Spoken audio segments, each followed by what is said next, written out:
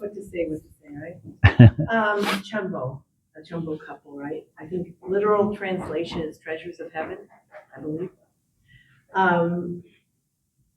So long story short, when I first heard about becoming a Chumbo couple, I think it was 2000, when was it first announced that this was, become a Chumbo couple? Liberate and bless 430 generations of your ancestors vertically and horizontally, witnessing to 430 couples.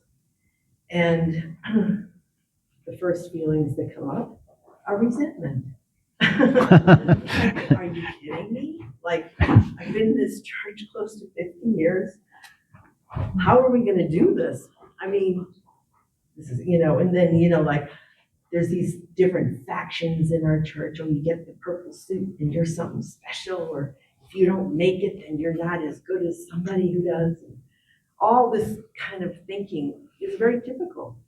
And so you have to work through all that and not only become a Chumbo couple, but you can become an achiever, and then you can become a victor. And I'm like, an achiever is somebody who accomplishes 430 vertically and 430 horizontally. But a victor is somebody who can get 43 horizontally that have received the blessing and gone through the 40-day separation and a 3-day blessing. Or first generation new couples that can receive the blessing. Anyway, it's really tough. It's not easy. It's not an easy thing to do. And so, yes, the first feelings that come up are like, this is, here we go again, 3 spiritual children, 7-day fasting, 7 years on MFT, whatever you have to go through. And then now this. So anyway, I started tallying up and trying to figure out, because the way that is accepted is that if you have a spiritual child who accomplishes Chumbo, you can inherit from your spiritual children, because actually what you're doing is you're developing your tribe. I believe probably in the original ideal, your tribe is your blood lineage family. So if you've got family members, originally they should all become part of the heavenly tribe. But we are in restoration course, and there's no way that my family is going to do this for me. So then through spiritual children, you can inherit. And just one brief testimony, Mark witnessed to a young lady named Virginia Riggs. When you first joined the church, right, in 1972 or 73, he witnessed to this young lady, Virginia Riggs, who happened to one day be on an MFT team that I was on. Anyway, Virginia, God bless her, wherever she is, she didn't stay in our movement. But Virginia witnessed to a young man named Todd Swearson. Todd Swearson, brother's name is Carl Swearson, who probably a lot of you know Carl Swearson, who's now gone into the spirit world. But Todd Swearson also is a blessed couple, but he also decided to take another course. But Carl Swearson was a regional leader, I believe, in the Midwest for a number of years, and he did a lot of active witnessing to a lot of Christian churches and ministers. And so I called Todd Swearson, who again, our relationships in our movement, regrettably, are not the most warm and heartistic. I called Todd. Carl I was in the seminary with, so I knew Carl. But I reached out to him and I said, Mark and I are trying to work towards Chumbo, and do you have any spiritual children? And at first, he gave me a few names, but eventually later, he sent me Excel spreadsheets of all these people that he had blessed in the Midwest, Christian, going to Christian churches and blessing. So we were able to inherit that foundation from him.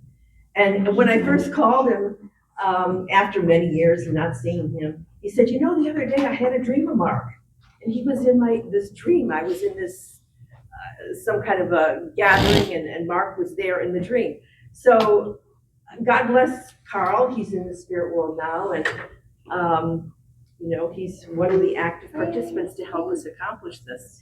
And then when we received that, but then there was a lot of there was a parking lot up in Bridgeport, Connecticut, of a local grocery store, and a Japanese sister, Keiko Breland, maybe some of you know Greg Breland and Keiko Breland. She had done all of her witnessing in that parking lot.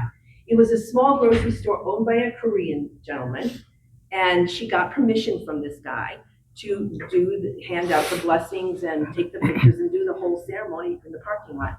So she said, go there.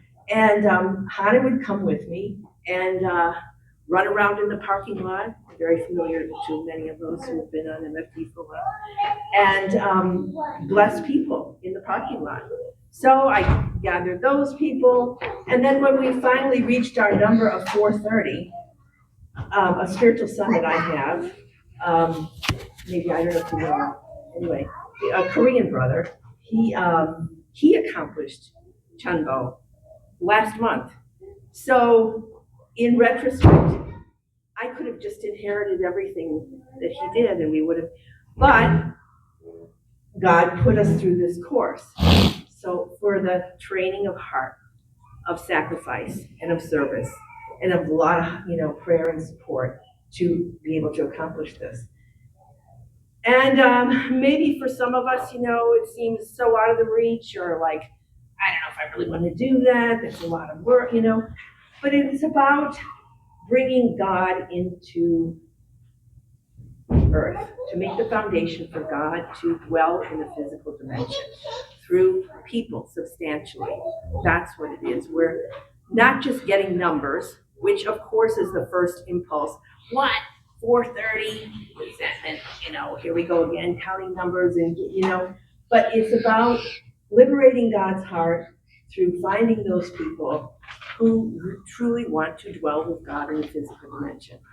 So hopefully we can do a little bit of that through our accomplishments.